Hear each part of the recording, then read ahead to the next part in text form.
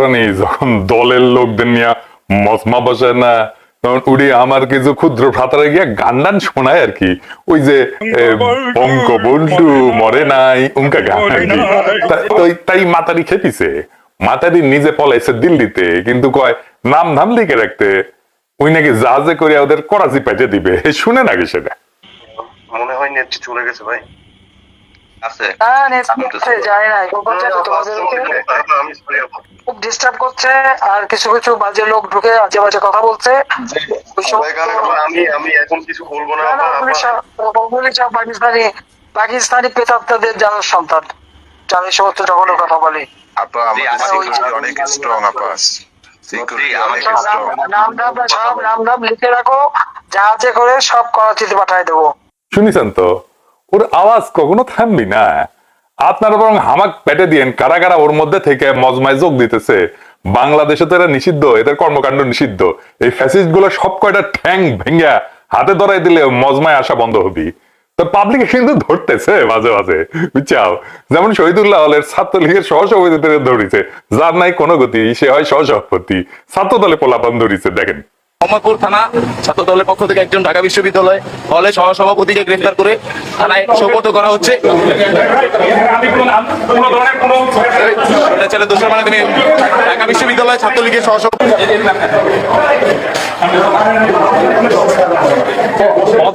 জয়, 3 নং vice president Bangladesh Chhatra League doctor Mohammad Shahidullah হল শাখা, ঢাকা বিশ্ববিদ্যালয়। এই কমিটি সাইন হচ্ছে জাহিদ এবং মুনিম, সাদ্দাম এবং সন্ধি কমিটি 2022 সালের কমিটি। ইনকে করে ধরবেন, ক্যাপ করে ধরবেন, আগে একটু বাদাম দিয়ে নেবেন। বাদাম বাদাম বাদাম দিলে এডিটে সাউন্ড দেন বাদামের, বাদাম দিলে না মজা লাগলো। এইগুলার বাদাম না দিলে না 2 দিন পরে বাইরে হয়ে আবার জারমে শুরু করবি। যাই হোক, আজকাল আলাপে আসি, পলিটিক্যাল আলাপ। এরা বাদাম টাদামের আলাপ থাক একটু না। আসেন, কি ঘটিছে গুরুত্বপূর্ণ বাংলাদেশে সেটা নিয়ে আলাপ করি। গতকাল একটা গুরুত্বপূর্ণ ঘটনা ঘটিছে, নাহিদ স্ট্যাটাস দিছে, সেইখানে দাবি করিছে ওয়াগারের পদ বালক নাকি ছাত্রদের একাংশকে দিয়া আর্মি কু করার চেষ্টা করেছিল। ওরে বাবারে, আবার ওয়াগারের পদ বালক কইতেছে নাহিদ রিয়াদ নামের চান্দাবাজকে আশ্রয় দিছে। 2 জন ছাত্র সমন্বয়ে নাকি ডিজিএফআই বিলাসবহুল গেস্ট হাউসে ছিল, সেখানে নাকি পোলাও মাংস আর কাবাবও খাইছে। দই মিষ্টি যে কেন দেয় নাই বুঝলাম না। তারপর নাকি নাহিদ হারুনের রিকোয়েস্ট, মানে হারুন মানে ওই যে ভাতের হোটেলের হারুন, ওরে নাকি রিকোয়েস্ট করেছে, তাই নাকি গাড়ি করে ডিজিএফআই তাদের কলা বাগানে নেমে দিয়ে যায়। সিটি থেকে হারুন তাকে নিয়ে যায়। খুব ভালো কথা। হাসিনার ডিজিএফআই এর গেস্ট হাউসে কারা থেকে, তাদের কি কি খাওয়ানো হয়? সেটি রোস্ট খাওয়ানো হয় নাকি কাবাব খাওয়ানো হয়? নাইদের সাথে ডিজিএফআই এর হাতের হোটেলের হারুনের লগে কথা হয়, তারা কি কোঅর্ডিনেশন করে কাজ করে সেটাও ওয়াকারের পদ বালক জানে। হ্যাঁ, কেমনে কি সে কেমনে জানে সব? এই ডিজিএফআই এর ডিবি দিয়ে কি করবে জাতি যদি এগুলো জেনেই যায়? এই পদ বালক, নাহিদের অভিযোগ ওয়াকারের পদ বালক কু করাইতে চাইছিল, ওই কোনো ব্যাখ্যা দিছে? দেয় নাই। সে বলে আর এক কথা, নাহিদ এক গান গায় আর ওই সারিন্দা বাজায় আর একটা, এটিতে সে সারিন্দার সাউন্ড দেয় না। সে বলে রিয়াদকে নাহিদ শেল্টার দিছে। আরে বাবা, কু কু কু কুয়ের যে অভিযোগ সেরে নিয়ে পদ বালক, তোমার ব্যাখ্যা কি? পদ বালকের সাথে মোসাদ নূরের খুব মিল আছে, কিন্তু ধরে দি মজা পেবেন। এই মোসাদ নূর মেহেদি সাফাদির সাথে মিটিং করলো, ছবি টবি বের হইলো, তাই না? তারপরে জিজ্ঞেস করা হইলো, সে পুরোপুরি অস্বীকার করলো, দেখাই হয় নাই নাকি তার। ওই সময় ওর দলের লেসপেন্সার গুলো তো ঝেপে পড়েছিল আমার উপরে। আবার এখন দেখেন স্বীকার করেছে যে দেখা হয়েছিল, দেখেছেন? আমি কিন্তু ওরে ওই সময় কইছিলাম যে দেখা হইলে স্বীকার করে নেওয়াটাই ভালো। ভুলকে জনগণ ক্ষমা করে, কিন্তু জনগণের সাথে চালাকি জনগণ ক্ষমা করে না। আবার উঠি আর এক বাটপার, ওই নাজমুল্লাহ হাসান কলিমুল্লাহ, সে কইছে সে নাকি নূরকে রেস্কিউ করেছিল, দেখেছেন? চোরের সাক্ষী গাট কাটা হয় কেমন, দেখেছেন?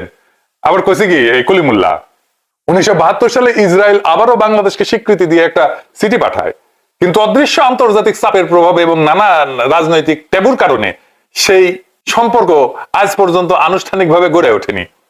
খুব দুঃখ পেয়েছে, দেখেছেন? মানে ওই কি চায় ইসরায়েলের সাথে বাংলাদেশে কূটনৈতিক সম্পর্ক হোক, আবার টকশরে ডাকে, বুদ্ধিজীবী সাজিছে ওই। তো যাই হোক, ওই সময় যখন অভিযোগ এসেছিল যে নূর মেহেদি সাফাদির সাথে মিটিং করেছে, তো সে কইছিল আমার সাথে মেহেদি এন্ড সাফাদির কিংবা ইসরায়েলের কোনো গোয়েন্দা সংস্থার কারোর সাথে মিটিং হয় নাই, বরং আপনাদের প্রশ্ন করা উচিত বাংলাদেশের national telecommunication monitoring centre NTMC Israel থেকে যে গোয়েন্দা নজরদারি ডিভাইস কিনেছে সেটি তারা কিভাবে করেছে। ওরে জিজ্ঞাসে মেহেদী সাবাদির সাথে দেখা হয়েছে কিনা, তার বল দেখা হয়েছে বা হয় নাই, হ্যাঁ বা না। তা না কইয়া ইসরায়েল থেকে নজরদারির জিনিসপত্র কেনার আলাপ তুলে একেবারে মুজিব স্টাইল। একই ভাবে ওয়াকারের পথ ভালো কয় শেল্টার দিছে নাহিদ, ডিজিএফ এর কাছে গেস্ট হাউসে ছিল, হ্যান ত্যান মেলা কিছু, কিন্তু কু করতে চাইছিল সেটা নিয়ে কবি নীরব। নাহিদ যদি শেল্টার দেয় তাহলে ধরা পড়ে কেমনে রিয়াদ, আর নাহিদের শেল্টার দেওয়ার পরে ও যদি রিয়াদ ধরা পড়ে তাহলে সেই শেল্টার নিয়ে আলাপ করে লাভ আছে কোনো? শেল্টার মানে তো আমি আমার প্রভাব বিস্তার করে তারা আইনের ঊর্ধ্বে রাখবো, আমার প্রভাব থাকতে হবে এবং অভিযুক্তকে আইনের ঊর্ধ্বে রাখতে হবে, সেটা হইতেছে শেল্টার। এই দুটো মিলে শেল্টার। তো রিয়াদকে কি নাহিদ শেল্টার দিতে পারছে? পারে নাই। যাই হোক, এনসিপি নিয়ে আমার কিছু বলা দরকার, একটু খোলাসা কইরা, কারণ মেলা ধরনের কথা কইতেছে, তো এগুলো একটু সহ্য হইতেছে না। একটু খোলসা করে কই এনসিপির সাথে আমার আসলে কি সম্পর্ক। আসেন এই আলাপে আসি, তারপরে আবার এই আলাপে ঘুরে আসুন। এনসিপি আর আমার সম্পর্ক নিয়ে এমন ধারণা তৈরি করা হয়েছে যে আমি এনসিপি প্রেসিডেন্ট অথবা আধ্যাত্মিক নেতা, আমার কথা ছাড়া এনসিপি চলেই না। এটা অনেকে মিলে কিন্তু এই ধারণা তৈরি করেছে। আসল সত্যটা কি? এনসিপির সঙ্গে আমার কোনো ফর্মাল সম্পর্ক নাই। এনসিপির ওরা আমাদের ডরেই যোগাযোগ করে না, কারণ যোগাযোগ করলে ফোন করলে আগে ঝাড়ি খায়, হুদাই ফিরি কে ঝাড়ি খেতে চায়। তাও এই ঝাড়ি খাওয়ার ভয় ভেঙ্গা যারা ফোন টোন করে, আমি সবার ফোন ধরিও না, ধরতেও পারি না। তো মোটামুটি হাজনাত আব্দুল্লাহর সাথে আমার কথা হয়, নিয়মিত যোগাযোগ হয় মোটামুটি। শুনছি ওরাই নাকি দায়িত্ব দিছে আমার সাথে কথা কওয়ার জন্য এনসিপি থেকে, জানি না সত্য মিথ্যা। উইয়া ঝাড়ি খায়, তো গায়ে সামনে ওর মোটা হয়েছে, তো ও আবার জানে যে ওর দাদা ঝাড়ি দেন আর স্নেহ করে। যাই হোক, আমি কলে চাই যে দলটা দাঁড়াক, তবে আমি যেভাবে চাই সেভাবে দলটা দাঁড়াবে না। কিন্তু কোনো কারণে আমার জন্য যেন তাদের পথ চলা বাধাগ্রস্ত না হয় সেটা আমি চাই। তাদের সমালোচনা করি না তা না, আমি নিয়মিতই সমালোচনা করি, ফোনে তো বলি, এমনকি প্রকাশ্যেও সমালোচনা করি, নিন্দা জানাই। গতকালই আমি তাদের আলেম উইং খোলার ব্যাপারে সমালোচনা করেছি। আওয়ামী লীগ নিষিদ্ধের দাবিতে তারা প্রফেসর ইউনূসের যমুনার সামনে বিক্ষোভ শুরু করলো, আমি কইছি কামড়া ফাজলামি হইছে। এরপরে সব রাজনৈতিক দল উঠি যায় বিক্ষোভ করবি, তাই হয়েছে। কয়দিন পর বিএনপি করেছে এই কাজ। আমি ওই সময় এত বিরক্ত হয়েছিলাম যে শেষে ইলিয়াস আইসা আমার এই রাগ ভাঙাইছে, কইছে দাদা এত রাগ কইরেন না, ওদের সাপোর্ট দেন। তারপরে দিছি। গোপালগঞ্জে যাওয়ার আগে আমারে ফোন দিছে হাসনাত, কয় দাদা গোপালগঞ্জ যাবো। আমি কইলাম মাইর খাবা বলে তোমরা, আবার এমন অবস্থা তোমরা পাল্টা মাইরাও দিতে পারবে না, তৈজসপত্র তো নিয়ে যেতে পারবেই না, জিনিসপত্র। কয় এ মিট ভাঙা দরকার দাদা। আমি কইলাম মাইর খেয়া তোমরা নেতৃবৃন্দ কিন্তু মরে যেতে পারো, এটা মাথায় রাখো। তো কয় মরলে মরমো, আমাদের শুধু মোরাল সাপোর্ট দিয়ে। আমি দিছি। তারা একদিন আমার ফোন দিয়া কয় যে দাদা আমাদের উপদেষ্টা হন। আমি কইলাম খালেদা জিয়ার মতো উপদেষ্টা পরিষদ বানাবার চাও, মানে যাদের কোনো পদ দিতে না পারো তাদের উপদেষ্টা বানাবা? আমি তো এই সমস্ত উপদেষ্টা হব না। আমি রাজনীতি করলে প্রধান মানুষ হব, উপদেষ্টা ফুপদেষ্টা এগুলোর মধ্যে আমি নাই। আমি এই উপদেষ্টা হবো না, কারণ তোমরা তো আমার উপদেশই শোনো না। যা উপদেশ দিছি সে উপদেশ তো তোমরা শোনো না। তো বলে ওরা কোন উপদেশ দিচ্ছেন আমরা শুনি নাই। আমি বলছি যে একটা কিভাবে নতুন দলের রাজনীতি করতে হবে, ছাত্ররা কিভাবে নতুন দল শুরু করতে পারে, এটা নিয়ে আমি বেশ কয়েকটা এপিসোড করছি, 2টা বা 3টা করেছিলাম। তারপরে আর করি নাই, কারণ তোমরা শোনো নাই। এমনকি আলাপও করো নাই এসে যে দাদা এটা আপনি কইছেন, আমরা একটা আরেকটু বুঝতে চাই, কেন এটা বলছেন, কিভাবে বলছেন। আমি কইছিলাম ওরা যখন গত রোজার ঈদের সময় ওরা যখন করিচ্ছে ওই যে ইফতার পার্টি করবে, তো আমি কইছিলাম যে ইফতার পার্টি ইনকা করে কইরো না। এই রাজনৈতিক দলগুলো জিঙ্কা করে হোটেলে যে ডাকবা, কিছু দুর্বৃত্তরে খাওয়াবা, ইনকা করে করবা না। জনগণকে ডাকবা মানিক মেহফিনিয়ে, তারা সবাই নিজের ইফতার নিজে নিয়ে আসবে। উঠি বসে তোমরা ইফতার করবা, বলবা যে আমরা এই মুক্ত স্বদেশে আমরা একসাথে ইফতার করবো, আসেন আমরা একসাথে ইফতার করি, আপনার ইফতার আপনি নিয়ে আসবেন। তোমরা ওখানে পানি দাও, জিলাপি দাও, ব্যাস এই 2টা দাও, দেখবা কত লক্ষ লক্ষ লোক আসে। সেটা তো করবা না, তোমরা করলে না, আমরা উপদেশ দিয়েছিলাম কলে, তো শোনোই না। তো তোমাদের উপদেশটা হয়ে লাভ আছে আমার? আর একটা বড় বিষয় হইতেছে যে উপদেশ দিয়ে রাজনীতি হয় না, রাজনীতি নিজে করতে হয়। আমার স্বপ্ন তুমি বাস্তবায়ন করবা না।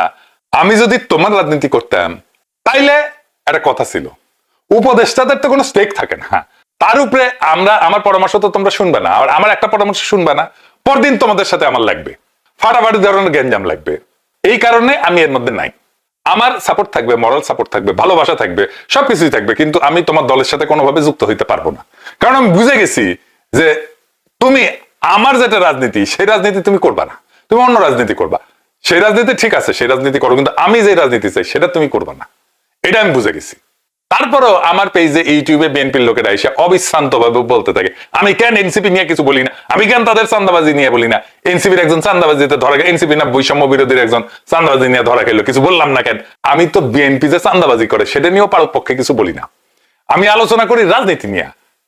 বিএনপির যত সমালোচনা সেগুলো রাজনীতি, কোর হার্ড কোর পলিটিক্স নিয়ে। যদি আমার বিএনপি নিয়ে সমালোচনাগুলো দেখেন, দেখবেন মূলত রাজনীতি নিয়ে। হ্যাঁ, এর মধ্যে 100টা সমালোচনা রাজনীতি নিয়ে হয়, তার মধ্যে হয়তো একটা বা দুইটা আমি চান্দাবাজি প্রসঙ্গ আনি। তাও চান্দাবাজি কার? এই মির্জা আব্বাসের চান্দাবাজি। ওইটা নিয়ে আমি সবচেয়ে বেশি কথা বলছি। কোথায় মির্জা আব্বাস আর কোথায় এনসিপির সাথে রিমোটলি রিলেটেড রিয়াদ? আমি তো গতকালকে প্রকাশ্য আলেমদের নিয়ে যে উইং করবে ওটা সমালোচনা করলাম এনসিপি। আমি তো নাসিরউদ্দিন পাটোয়ারির কথাবার্তা প্রচুর সমালোচনা করছি প্রকাশ্যে, ওই ইয়েতে যায় করছি, ওই যে ইলিয়াসের টক শোয়ে যায় করছি। আমি মনে করি নাসিরউদ্দিন পাটোয়ারি এনসিপির একটা পেইন, এবং সে এনসিপির ক্ষতি করতেছে। আমার অনুমান ওর সাথে এজেন্সির সম্পর্ক আছে। তারপরেও বিএনপির কাউয়াগুলা কাউ কাউ কাউ কাউ কাউ কাউ এগুলো করতেই আছে, করতেই থাকে। এই এডিটর সাহেব নতুন কাউয়া এসেছে, কাউয়ার সাউন্ড দেন। অনেকদিন পরে শুনে নাই, দেন আবারও দেন, না আবারও দেন। এরকম একটা কাউয়া হয়েছে কামরুল হাসান নোমানি, আমার খুবই প্রিয় ছিল এক সময়। সেদিকে আমার খোঁচা দিয়ে একটা স্ট্যাটাস মারিছে। আমি কেন এনসিপি নিয়ে কথা বললাম না? আসেন এই বিষয়টা আমরা আরেকটু গভীরে বুঝে দেখি। ধরেন আমি এনসিপির প্রধান নেতা অথবা আধ্যাত্মিক নেতা, তো আমাকে কি সবকিছু নিয়ে কথা বলতে হবে এনসিপির চান্দাবাজি নিয়ে? যদি আমাকে বলতে হয়, যদি আমার বলাটা উচিত, তাহলে তো ধরে নিতে হবে বিএনপির যতগুলো চাঁদাবাজির অভিযোগ আছে সবগুলো নিয়ে তারেক রহমানকে কথা বলতে হবে। তারেক রহমান কি কথা বলেন সবগুলো চাঁদাবাজি নিয়ে? মানে আমার পিছে লাগিয়েছেন কেন? তারেক রহমানকে বলতে বলেন আগে সবগুলা নিয়ে। আমি তো এনসিপির কেউ না। যদি আমাকে এনসিপির চাঁদাবাজি নিয়ে বলতে হয়, আর যদি মনে করেন সেটা যৌক্তিক, আমি এনসিপির আধ্যাত্মিক নেতা, তাহলে তারেক রহমান যতগুলো বিএনপির চাঁদাবাজির অভিযোগ আছে সবগুলো নিয়ে তারেক রহমানকে কথা বলা উচিত। প্রত্যেকটা বলছে, বলে নাই, এগুলো হিসাব আমরা করতে পারি। যখন হাসিনা ক্ষমতায় তখন হাসিনার লোকেরা এসে বলতো কই বিএনপি নিয়ে তো কিছু বলেন না। বিএনপি এখন একই জিনিস হয়েছে, মানে বিএনপি আওয়ামী লীগের কপি হয়েছে। এখন এসে বলে এনসিপি নিয়ে বলেন না, জামাত নিয়ে বলেন না। যখন হাসিনা ক্ষমতায় বিএনপি মাইরা ফাটাই দিতেছে তখন আমার একদিনে ফোন করেছেন নোমানি। আমি কথা প্রসঙ্গে বললাম যে আপনারা তো আসলে বিএনপির রাজনীতি করতে পারতেছেন না, রাজনীতি জানেন না আসলে বিএনপির রাজনীতি কি। আমি বলছিলাম আপনি গুগল না করে বলেন তো যে জিয়াউর রহমানের 19 দফার প্রথম দফাটা কি, বলতে পারেনি এই নোমানি। খুব পলিটিক্স করে, এখন হারকিউলিস হয়ে গেছে একেবারে। হ্যাঁ, বিএনপি যখন গার্ড দেয় তখন এই মাথা থেকে বাইর হওয়ার ন্যারেটিভ দিয়া শক্তি পাইছিলেন নোমানি আপনারা। এই মাথার শক্তি এখনো সজীব আছে, অবশ্য আপনাদের মাথা লাগে না। আপনাদের কাছে সবচেয়ে গুরুত্বপূর্ণ হচ্ছে আপনাদের একমাত্র গর্ব। আপনাদের এক একটা ক্যান্ডিডেট নিয়ে যদি আমি ভিডিও করি না, বুড়িগঙ্গার গভীরতা নিয়ে ভিডিও করি, স্যাটার কইরা যাইবেন কই? আমার লগে লাগতে আসলে জয় বাংলা হয়ে যাবেন। দল শুদ্ধ, খুব খেয়াল, পিনাকির লেজে পাড়া দিয়েন না। মনে রেখেন আমারে গলা পর্যন্ত নামাইতে হলে আপনার হাঁটু পর্যন্ত নামতে হবে। যাই হোক, এবার আসেন নাহিদের ওই অভিযোগ নিয়ে আরো গভীর আলাপ করি। মানে ওয়াকারের পদ বালকের সাথে ঝগড়া ছাড়াও এই নাহিদের স্ট্যাটাসের আরো গভীর রাজনৈতিক তাৎপর্য আছে কি, সেটা একটু বুঝে দেখি। নাহিদের কথা এটা স্পষ্ট যে অগাস্টে ছাত্ররা তারেক রহমানকে প্রস্তাব করেছিল যে জাতীয় সরকার গঠন করার জন্য। আমি নিজেও বলছিলাম জাতীয় সরকার গঠন করার জন্য। দেখেন, এটা 5ই আগস্টের কথা। তারেক রহমান জাতীয় সরকার করতে চায় নাই, একটা বিপ্লব করলো যে রাজনৈতিক ঐক্য, তারাই তো ক্ষমতা নেবে, এটাই তো স্বাভাবিক। না, বিএনপি সেটা হইতে দিল না। তাইলে ঐক্যটা নষ্ট করলো কে? খুব স্বার্থপর চাওয়া থেকে যে তারা নির্বাচন করে ক্ষমতা নিবে এবং এই সরকার খুব অল্প কিছুদিন থাকবে। এর ফল কি হইলো? যারা বিপ্লব করলো তারা ক্ষমতা থেকে দূরে থাকলো, কিন্তু সংগঠিত শক্তি হিসেবে ওয়াকার সেই স্পেসটা নিয়ে ফেললো। ওয়াকার তার পছন্দ মতো, ইচ্ছা মতো উপদেষ্টা পরিষদ গঠন করলো। এবং আপনারা আসিফের সাক্ষাৎকারে দেখছেন প্রধান উপদেষ্টা হিসেবে বুকে পাথর চাইপা মেনে নিছে সে। তো মেনে নেওয়ার কে? ওয়াকার কোন যে ও মেনে নিবে? যে বিপ্লবের শক্তি না, এই সামরিক বাহিনী যে আসলে হাসিনার পাঁচাটা ছিল, যার জেনারেলেরা, তাদের রাজনৈতিক ভাবে ক্ষমতাবান করে তোলার দায় বিএনপির। ওয়াকার সামনে আইসা এই স্পেসটা দখল করে ফেলছে। আর জাতীয় সরকার গঠন না করে, এটা হচ্ছে আমাদের সবচেয়ে বড় ভুল। আজকে যে বিএনপি এসে বলে যে এই অন্তর্বর্তীকালীন সরকারের বৈধতা নাই, এটা করতে পারবে না, ওইটা করতে পারবে না, সংস্কার করতে পারবে না, সংবিধান সংশোধন করতে পারবে না, তো এই প্রশ্নগুলো কোনোটাই আসতো না যদি একটা জাতীয় সরকার গঠিত হইতো। আর জাতীয় সরকার গঠিত হলে যত অরাজকতা, তারা এখন বলতেছে মবের রাজত্ব নাকি কায়েম হয়েছে, কোনো কিছু হইতো না। তো বেটার কন্ট্রোল থাকতো, বেটার গভর্নেন্স হইতো, দেশের পরিস্থিতি অন্যরকম হইতো, কিন্তু সেটা তারা হইতে দিল না। বিপ্লবের পরে বিপ্লবী শক্তি ক্ষমতা নেয়, রাজনৈতিক শক্তি ক্ষমতা নেয়। সেই শক্তি যদি ক্ষমতা না নেয় তাহলে সংগঠিত শক্তি কিন্তু বিপ্লবের সাথে সম্পর্কিত না, তারা ক্ষমতা নেয় এবং তারা বিপ্লবের বিরুদ্ধে কাজ করে। ওয়াকার এই কাজটা শুরু করছে এবং তাই হয়েছে, বিপ্লব হাতছাড়া হয়ে গেছে। আর রাজনৈতিক ঐক্য যদি নষ্ট হয় সেটা বিএনপির জন্য নষ্ট হয়েছে, এটা পূর্ণ দায় বিএনপি। বিএনপি এখন বলে ঐক্য নষ্ট করেছে, অমুক করেছে, তমুক করেছে। বিএনপি প্রথম ঐক্যটা নষ্ট করছে। এই আজকের দিনটা ইতিহাসে লেখা থাকবে। তীব্র দ্বন্দ্ব, রাজনৈতিক কপটতা আর এই বিপ্লবকে ক্ষমতা থেকে সরায় দেওয়ার মহাকাব্যিক ষড়যন্ত্র হিসাবে। কিন্তু ভুলে গেলে চলবে না, ইতিহাস বারবার প্রমাণ করছে যারা বিপ্লবের আগুন জ্বালায় তাদের কণ্ঠ রোধ করা যায় না। জাতীয় সরকার না গঠনের যে বালক সুলভ আত্মকেন্দ্রিকতা, সেটাই আজকের অরাজকতার উৎস। কিন্তু এখনো সময় আছে, এখনো যদি সাহসিকতা, দূরদর্শিতা আর ত্যাগের মানসিকতা নিয়ে আগে আসা যায়, এই ভুল শোধরানো সম্ভব। এখনো সেই অদম্য তরুণেরা আছে যারা লাঠিপেটা, মামলা, হামলা, গুলির ভয় না করে মাঠে নামে, যারা স্বপ্ন দেখে এক নতুন বাংলাদেশ গড়ার। তারা দল চেনে না, উপদেষ্টা চেনে না, রাজনীতি চেনে না, তারা শুধু দেখে কার হাতে আছে সত্যের মশাল। এই আগুন একবার জ্বলে উঠলে তার নেভে না। বিপ্লব যখন একবার সম্পন্ন হয়েছে, এই যাত্রা এখন আর থামবে না। আমরা যারা কথা বলি, যারা লিখি, যারা চিৎকার করি, আমরা জানি ইতিহাসে কিছু সত্য শেষ পর্যন্ত পুঞ্জীভূত হয় জ্বালামুখে। এবং এটাই সেই মুহূর্ত যেখানে আপোষ না, অগ্নিস্নানী হবে ভবিষ্যতের পথ। বাংলাদেশ বাঁচবে, গণতন্ত্র জাগবে, বিপ্লব হবে পূর্ণ। ইনকিলাব জিন্দাবাদ।